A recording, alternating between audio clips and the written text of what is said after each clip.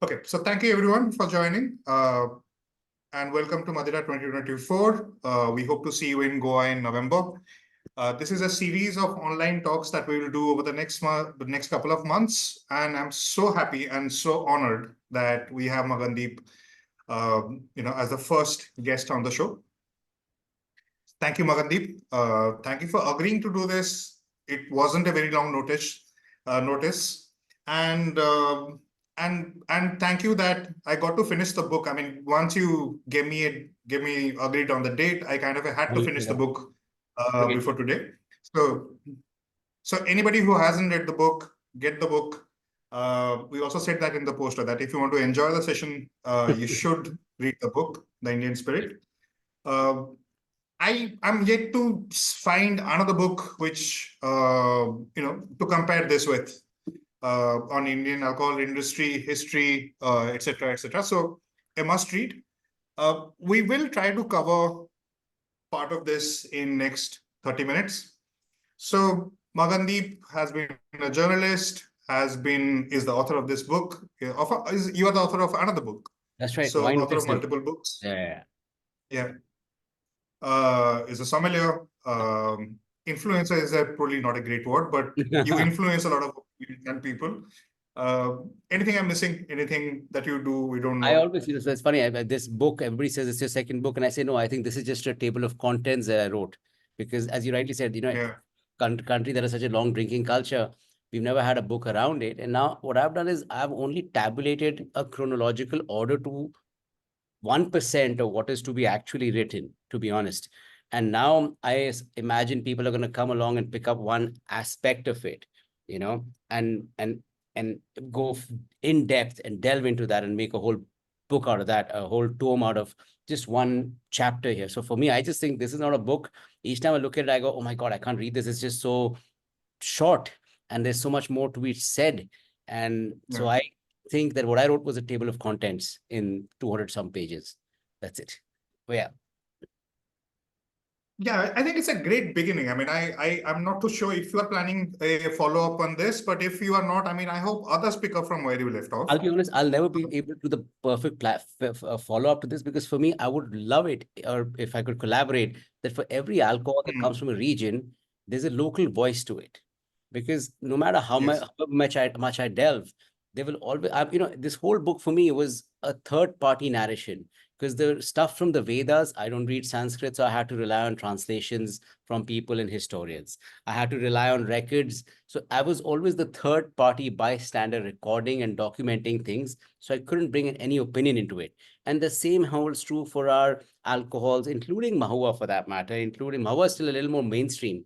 But you go northeast and the local alcohols, I think you Yeah. need a local person to sort of, and from every state, every tribe having their person represent and write, that's when you get actual worthwhile data on it. I could barely skim the surface here, and that's it.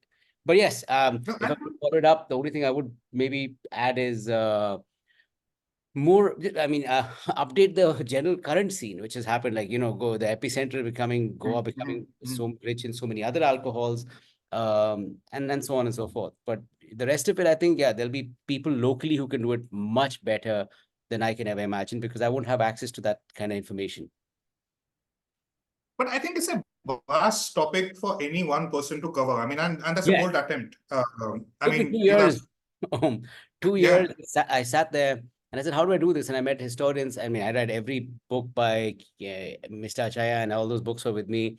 I met Pushpesh Pant personally a couple of times also to figure out what to do. Hmm, hmm, And, and the more I spoke to some people, the more it confused me. And then I said, you know what, I'm going to find every record. So I got a list of books from Pushpesh Pant and other people, and Hobson Jobs, all these dictionaries, all the travel records of Ibn Battuta, hmm, Al-Biruni, anybody who had ever been to India. hmm.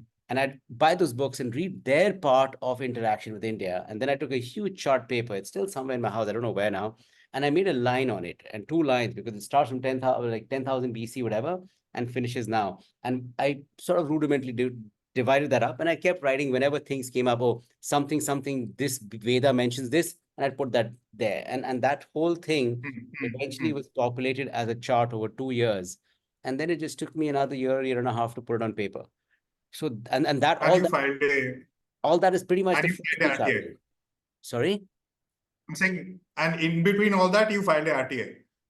And another RTI happened, which I mean, RTI took a while. It took me 7 months to get an answer. Mhm. And it was Yeah. worth being a jilted Valentine lover, because imagine you expect some fancy answer to come back to you. It says, oh, you've hit, the first mention of alcohol goes back to at least Shah Jahan, if no one knew, or sorry, Yeah. Jahangir, if not further. And they told me some liquid industrial alcohol for a chemical solvent, which was made in India in the 50s or 60s or some 70s maybe. And then so I realized, well, obviously, an act is only as old as it exists. So there is no Yes. data beyond that. And but it was a process, because when that envelope came, it was more precious to me than a Harvard admission letter opening that RTI up to see what they'd written inside it. And that one sentence telegram of an answer kind of jilted me a bit. But so it was. Yeah. And alcohol was made in India much. And so I said, if Indian government also believes that we only made first alcohol in 1953, then someone needs to really right this wrong and talk about how much alcohol we've had. And I think that's where it started. I travel the world home and people always go, "Oh, you Indians, aren't you Hindu? Do Hindus drink alcohol?" I'll be like, more Yeah. than you can handle, more than we will drink you under the table. And not just in a uncivilized, uncouth way, but the volume of history of alcohol in India is heady, is very intoxicating in a in a poetic sense, so to say, right? So someone had to document it, and that's when I decided to do it. Took me a while, and a lot of alcohol was drunk in the process, because you get thirsty writing these things. Hope It was, so. Yeah. yeah. But I think the RTI application and the answer to it somehow also shows what we as a people, as a civilization, as a state, as a government also kind of think about alcohol, right? I mean, that is a community disowning of our alcoholic heritage. Uh, we drink, but we don't want to accept that we have been drinking for a while. Controversial as it And may sound, I think it all comes from 1947. A father of our nation sort of saying that I want India to be a teetotaling state and I abhor alcohol in every form. And when yeah, he in his my experiments, the truth talks about so many personal vices that we let slide. But having said that, I just find that very sort of critical of one thing without, it's too much, it's just too critical and too incorrect, I feel. It was too generalized. And because of that one opinion that we should all not drink, we've sort of almost numbed ourselves to any knowledge that we might have had of our alcoholic background. And so much, and that's why we don't write about it, we don't talk about it. Just like even a Kama Sutra as a book was shunned because the English made us feel ashamed about our way of life, yeah, and the same way I think somewhere, and I'm not saying only Mr. Gandhi did it. It was a whole process that was done onto us. We even wrote off cannabis along the way, saying it's a bad drug because the US said so. So we were always influenced in many ways by people or ideas. Without democratically evolving, do we need to really follow it? And for me, the journey of the book eventually made me realize, and I wish that if I could add the last 10 years, the last 5 years actually, from 2017 till now, the part almost 7 years now, where there's been so much change, where so much of realization yeah, has come that no, we can make great alcohol and not be uncivilized and still be seen as a forward-thinking nation and be traditional at the same time. So yeah, so you're right that we shun alcohol, but it yeah. only stems from few points in our recent history that have made us so. Yeah, I mean, this is one line that I want to read from the book. It's on page 7, where you talk about the spirited history. You Grab me write half of it. I'm going to grab a specifically, copy and come. Give me half a second. sure. For the audience, I'll kind of start reading. So he writes that Sushruta recorded in his famous medical compendium, the Samhita, that he who drinks soma will not age and will be impervious to fire, poison, or weapon attack. He can master all the Vedas and will find success wherever he goes. Furthermore, yeah, so I think that's recorded part of our civilization, right? Yes. Now, again, And I'm relying on we'll translation come to here. the British part. I think that's the interesting part that we would like to discuss. Yeah. The only thing Yeah. is, just as a caveat, I'm No, I relying mean, on I don't think. translation here. Yeah. So, yeah. Yeah. Yeah. No, I mean, I kind of fact checked. I mean, this is not a wrong translation, and you're not the only one to say this. I mean, this has been verified by other sources that this is written. I mean, Vedas kind of mention Soma, and he would write about the plant. Um, but we'll come to the British in a while. But where do you think? I mean, do you think it was a British influence, especially on the country liquor? I mean, where we are made to feel ashamed of our country liquor heritage, where the country liquor policy, you still see that we kind of carry a lot of colonialism. But does that begin somewhere before that? Our shame about alcohol, our shame about our distilling history, I think our ancestors were or very is it a smart. recent British import? Ancestors very smart. They realized alcohol is a weapon and it's a two-edged sword. You can get, injured very badly with it. So even when the Vedas relent and the sutras allow you to drink alcohol, uh, can you hear me? Because I think the connection seems a bit patchy. Yes, I can. Okay. Yeah. Even when they said the Vedas relent and the sutras allowed us to drink alcohol, one thing that came forth was that you had to abstain after you had alcohol. You had to stay away from social connections for almost a few days and cleanse yourself if you came back out into society. So they always realized that two-edgedness of this very, powerful weapon. So there were always checks and measures in place to balance it out. And also, as I said, we did not start with alcohol as a sacramental thing, as in the West, that was linked very close to the church. At best, the Middle East had an alchemist route to it, where they wanted to live forever. So it was the elixir of life to distill things. We took the distilling part, as did China, but we were both on the medicinal side of things, which is why the Shrutas Charaka Samiti and all were very important. We were trying to I find herbs in the mountains and I can't bring them down to the plains. How do I keep the value of those extracts? And that's where alcohol finds relevance. So alcohol was never taboo at all to begin with. The only thing that did happen was they realized that ferments spoil, whereas distillates stay longer. And hence, if distillates can stay longer, they maybe by some sort of jump of logic also make you live longer. Whereas ferments spoil. And if you look at India, we didn't ferment anything on our own. Maybe we made lacto fermentation like dahi, curd. But we weren't making breads on our own. We didn't do cheeses on our own. Our cheese was paneer, which was, not fermented cheese like the West. So our ferments were not till the Middle Eastern influences come in from the Central Asia that we start fermenting more. But before that, we would have done distilling a lot more. And ferment was something that might have happened, and which is why for the longest time, the ferments were drunk by the lower classes and the distillates were reserved for the higher classes. And the kings would have distillates. And which links in all through history when drinking was allowed, that all the chalices were made of metal and they were never made of glass, because not glass wasn't native to us, maybe, but also because it wasn't important to see the liquid, because you were drinking something with spices and this and that. It was the outside that you adorned and made look precious. So yes, so we did have a distinction of alcohol, but alcohol came to us through the scientific medicinal perhaps route.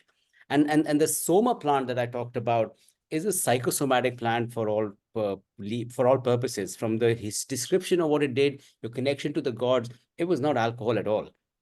There was a som as a word comes up later in that chart of being of som of referring to alcohol, but the original som plant, and there are hymns saying that we're sorry gods, we've lost the plant completely. The plant possibly died out.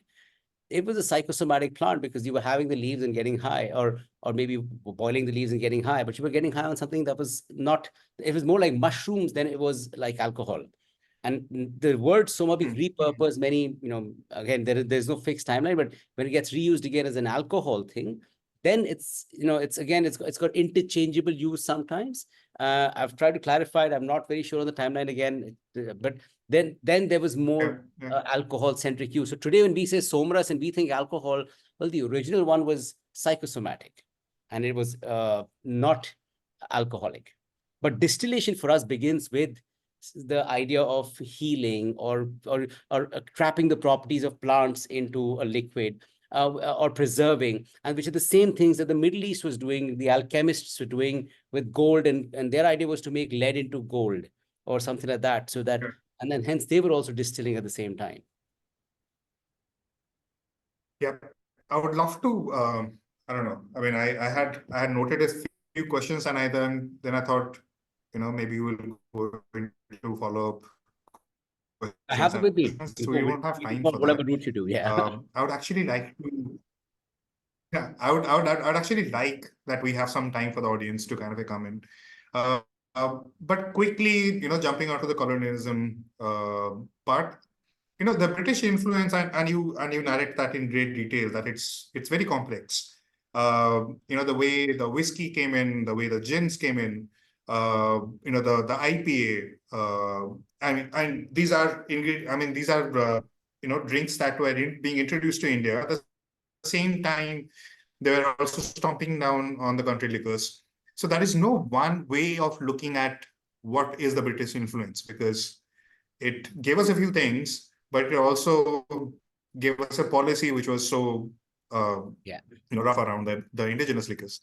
Uh, what's your takeaway? I mean, you do talk about whiskey and gin, but how do you say era? I mean, The English came to India and they took away a lot. The one thing they didn't hmm, have here locally was the alcohol, which they had to bring in, and they brought it in for the yeah, comfort of their own armed forces. It was gin was for them, the rum was for them, the whiskey was for them. It was never for the yeah, Indians. So that was something of a sort of a spillover effect that we got our hands on it, even for that matter. But everything else it took from here. They from the gold to the silk to spices, they were taking everything from here. It was very erosive colonialism. But the only thing they left behind was the yeah, alcohol, not because they wanted to, but because by virtue of being in contact with them, we knew that was happening. They didn't entertain themselves much with the local liquor, which is also one reason why the local liquor died out. But having said that, do remember we had never commercialized local liquor at this point. Local liquor was made and drunk in geographic regions by tribes, by people there. It was a very local exploit, and they'd never thought of yeah, it beyond those territorial reaches. And as I said, while the war for independence was being fought, alcohol was maybe not that high on priority of being made. And whatever was being made for the English who would buy it, and then hence you were making beers and whiskeys for them in distilleries that were set up in tandem with them. So our local story was not being told at all during the English rule. But I think what they did do was they left behind their policies, and all our laws today are they stem from that common English, the common law. And then the problem is we've mixed into that our yeah. religious, or rather the certain other takes which were very absolute about no alcohol. And today we are stuck in a dilemma where we get the maximum revenue in a state from alcohol, but we also don't want to sell it. And till we sort of reconcile to that alcohol is not, it's like saying because bullets kill, you should just ban metal.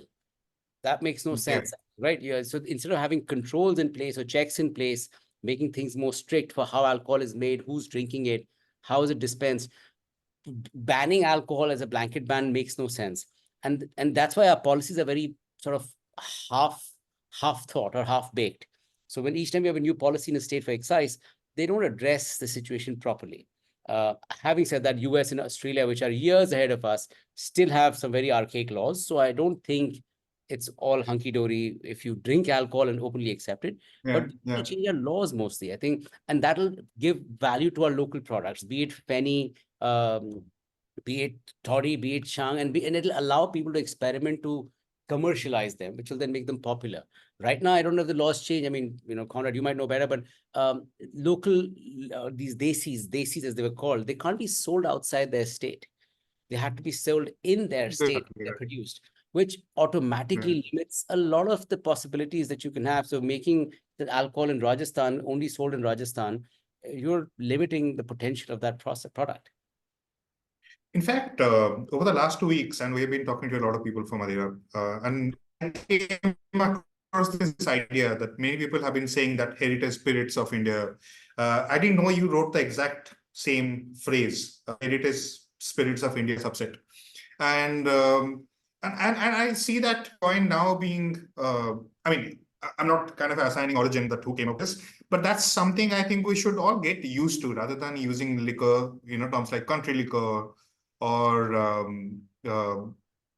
desi, etc. I mean, the heritage liquor is something something that we need as a tag.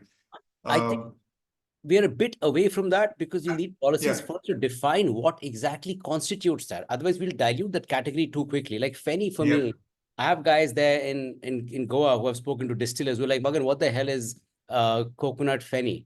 If Fenny is made from cashew, it should only be cashew Fenny. And they keep going to this whole debate about why are there so many Fennys now and so on and so forth. I'm not not belling that cat today, but I'm just saying, so till we define everything very properly, uh, Yeah. there is hand churned rum made in the villages of Punjab. Can we define it before we allow them to be a part of the heritage liqueur? There are so many liqueurs made in Rajasthan, but some of them have no recipe anymore. They're just adding chemicals and flavorings. So can we standardize that and then saying, okay, here's a Yeah. category. You have to meet certain criteria to be allowed into it. Makes sense. Otherwise, what will happen is there's someone making very expensive mahua. There's someone using mahua concentrate and making and dialing in ENA, and they both get to be called heritage liqueur. And then you and I go to a shop and there's a 20 rupee bottle and a 2000 rupee bottle, and they're both heritage liqueurs. It automatically kills the category even before it starts. So I think it's very important Yeah. to have the safeguards and this, those guardrails in place. And people who are already making it, they have to come together and decide what those guardrails are. But without that, just blatantly calling things heritage liqueurs will just end up with everything becoming a heritage liqueur. And then that's risky. Yeah, I think what we need is at least the beginning of that consultation. I mean, the government and the industry sitting face to face and Absolutely. saying, we need this. So let's at least start the discussion about Absolutely. what should be the conditionalities of something becoming a heritage liquor. Which is why I said the Yeah, government has to accept the fact that alcohol will exist. It is a part of our lives. It's a near necessity, it's not a luxury for sure. And you can't keep sort of shoving it under the carpet and making rules haphazardly for them. yeah, yeah. In fact, that brings me to the next point. You have a chapter on wine and you write specifically about Nasik. And you say that as much as passion and perseverance, Nasik is also a success story of government policy and government aid and subsidies. Um, and that's what we are talking about. If one state government can do this, and this is what we are also going to talk in November, that what is Goa doing right? Why has this? We talk about innovation hubs in terms of technology, in terms of AI. But same about alcohol. I mean, if there is something happening in a particular geography, can we call that an innovation hub rather than, Goa has now become a drinking hub? I mean, it's not a drinking hub. It's where brands are coming up from. It's where a lot of experimentation is happening. So, looking at us Goa as an alcohol innovation hub and not just as a drinking destination. So kind of how do we turn physiology and that's how change how people look at a few phenomena. I mean, that's what we need.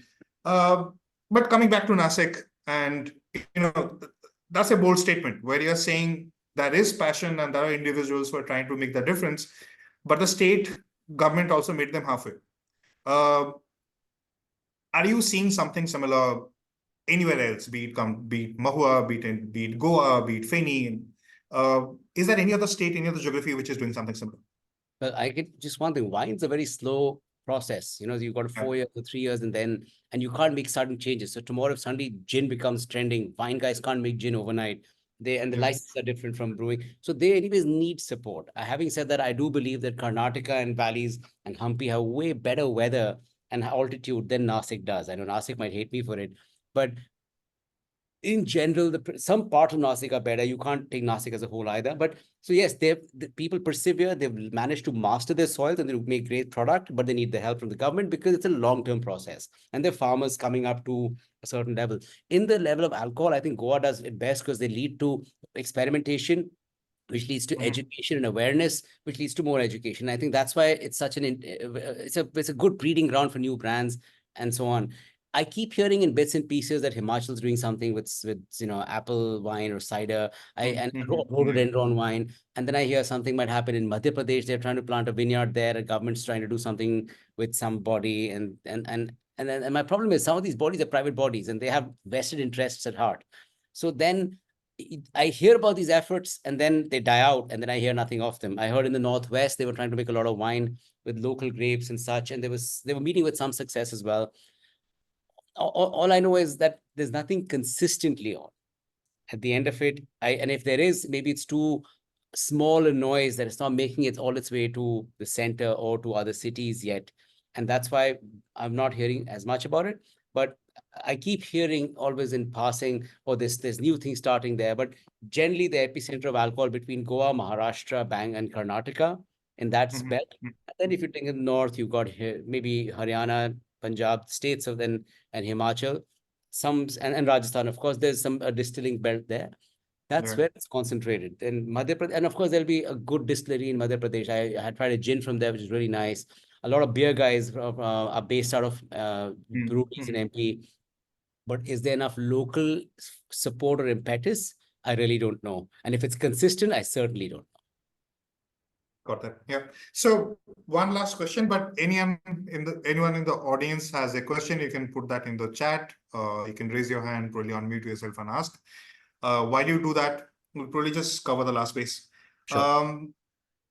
You talked about guardrails, but I'm a little desperate. I mean, I'm not spent so many years in the sector, so a new voice.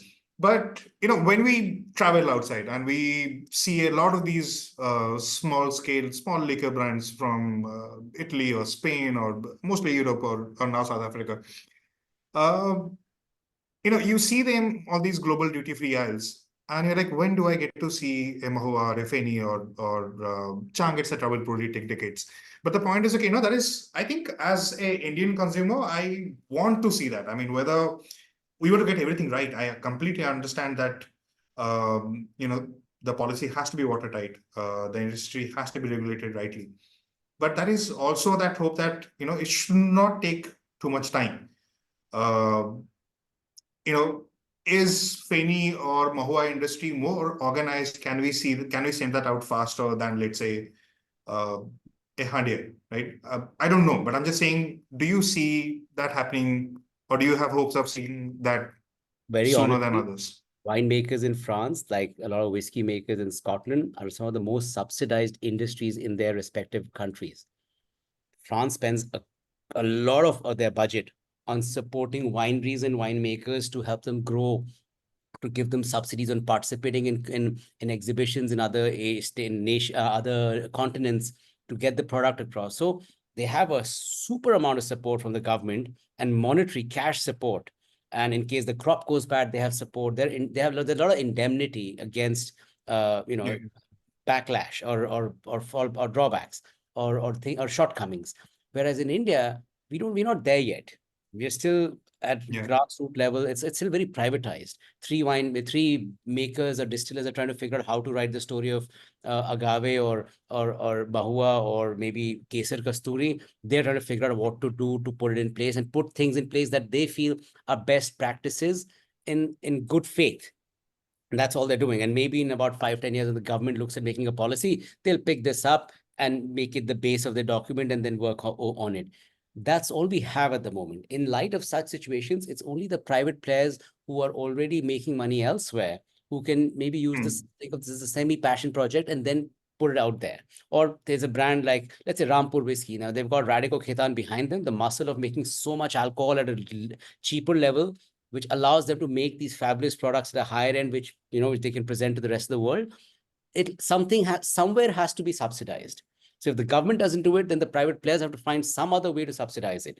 Even Amrut is not the main product for that company, but it's one of the products. But I'm sure that they have safety at home with other products so that they can do exemplary things with Amrut. The same with Paul Jones. All these products are not standing. I wouldn't say they're not independent. Maybe they are. I don't know their balance sheets, but I'm just saying when they started off, they needed a lot of support from distribution to having access to the market, to many things.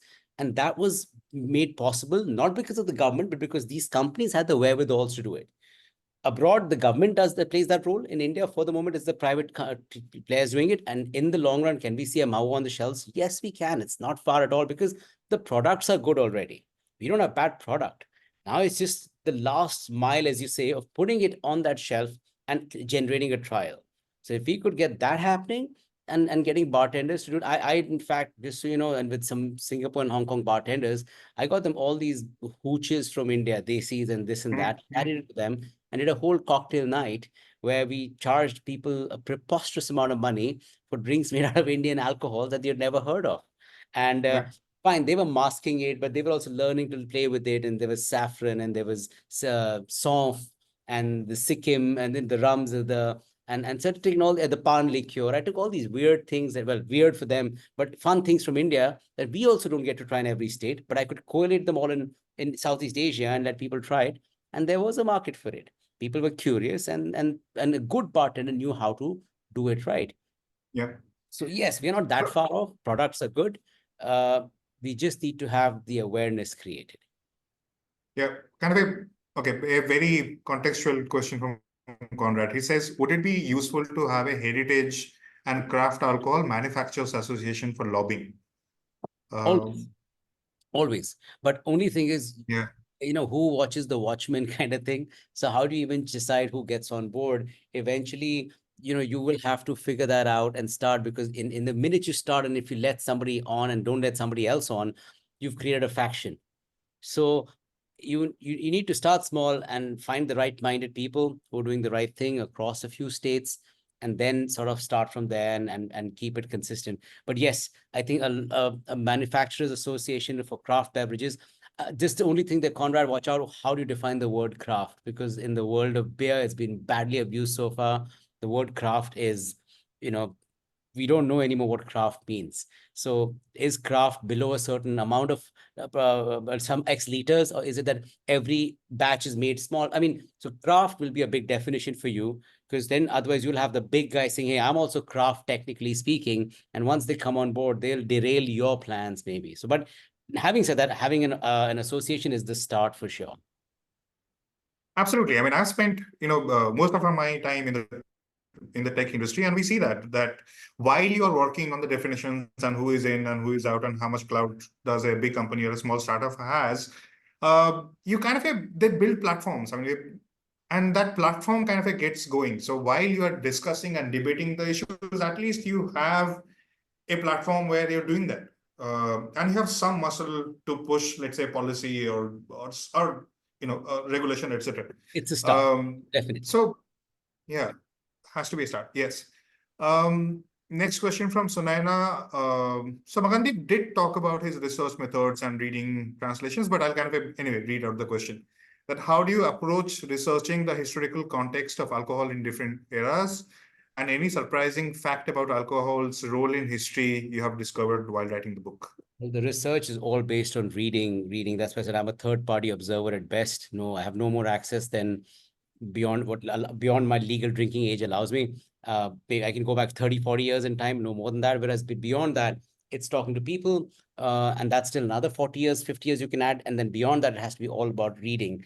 And then you put it together, and sometimes two facts pointed, it's like a crossword, and then you take leaps of faith or leaps of logic and connect the dots and hope that you got it right. At the end of the day, a lot of Sanskrit translations are also ambiguous. In fact, I read some Vedas in two translations, and almost the same passages had very different meanings because of how the words had been interpreted. But again, as I said, I was not out to define it in an absolutes. I just wanted to document it so that people come along, they have a guiding point now and go, okay, from this point, can I go and delve further and say, Magan was right about this, but Magan got this wrong, and hence here's the real story. And that'll be fine. As for the surprising facts, honestly, you read the book, guys. There were some parts that the fact that Alexander came to India on his way back, he thought that this was where Dionysius had come, and he saw this in loincloth being worshipped, and tiger tiger skin loincloth being worshipped, blue-colored god. He goes, that's Dionysius. They're like, no, that's Shiva. And the fact that he left his main general behind because he was too old to go back, and that's the place where they started worshipping. And today it's part of Sindh.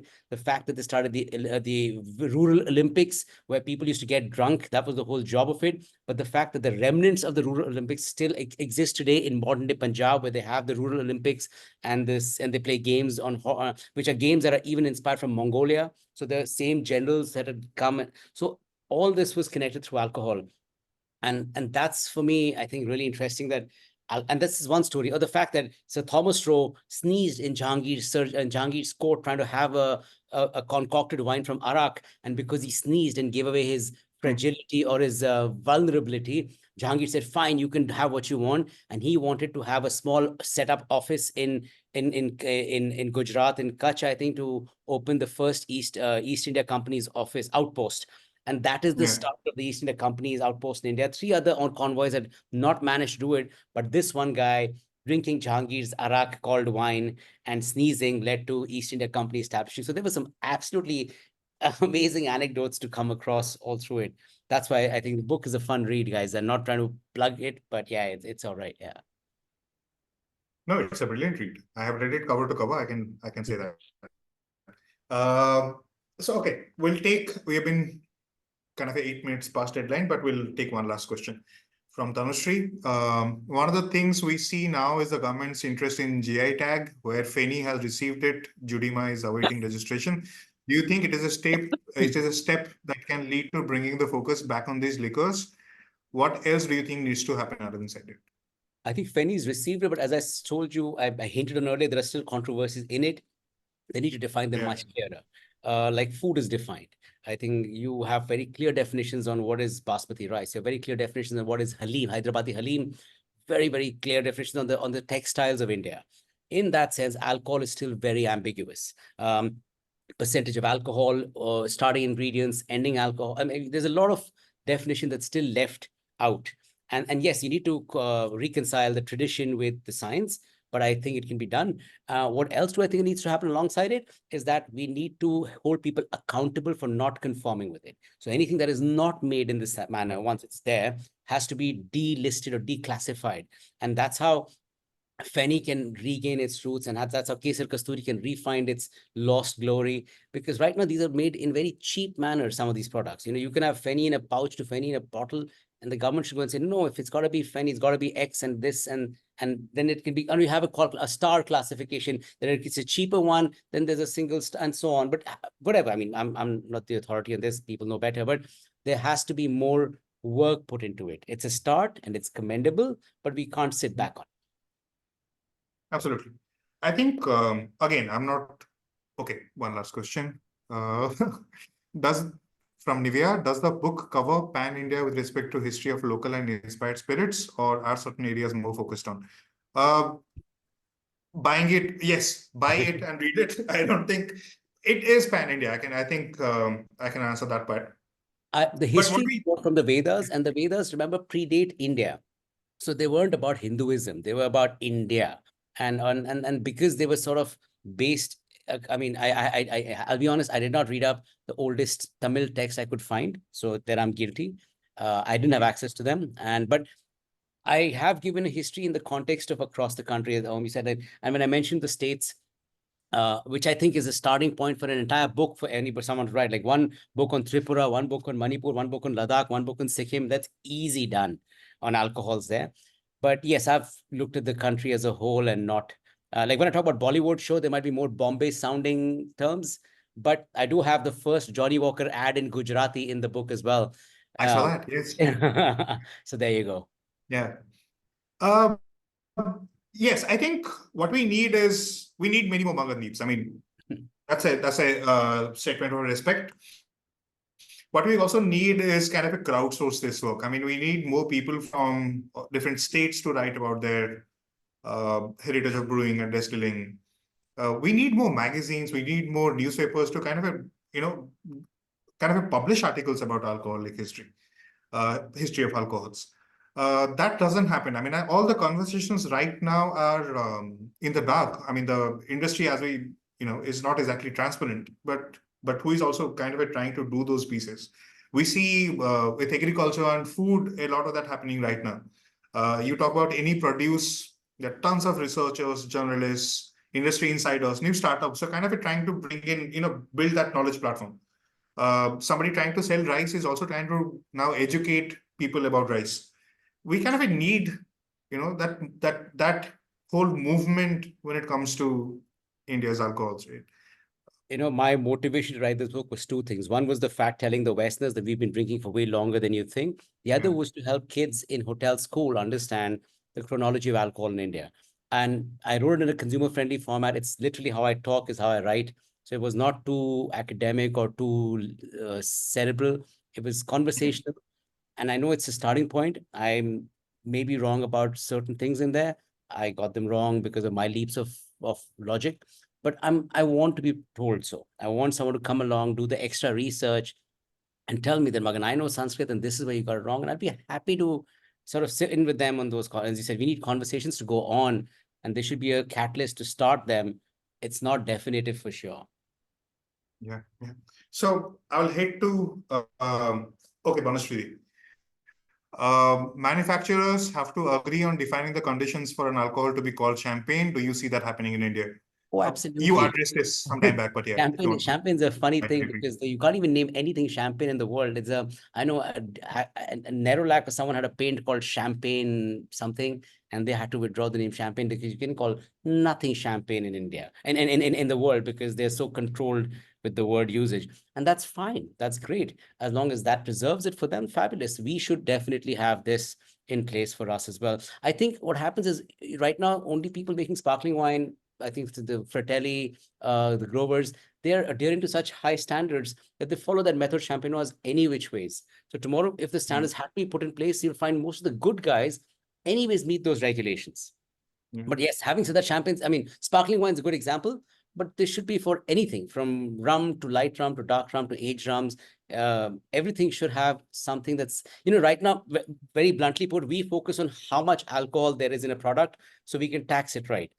I think the focus has to shift on how the alcohol was made and how the process was and what the process was. And if we focus on that, and then whether it ends up at 35% or 42%, that's all right. I think that will bring a lot more qualitative change to the industry.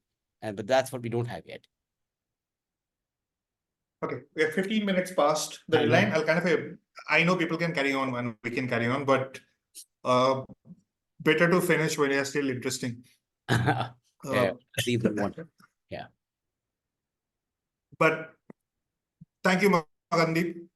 Thank you for having me. Thank you so much for. And all the best for And I Madeira. hope,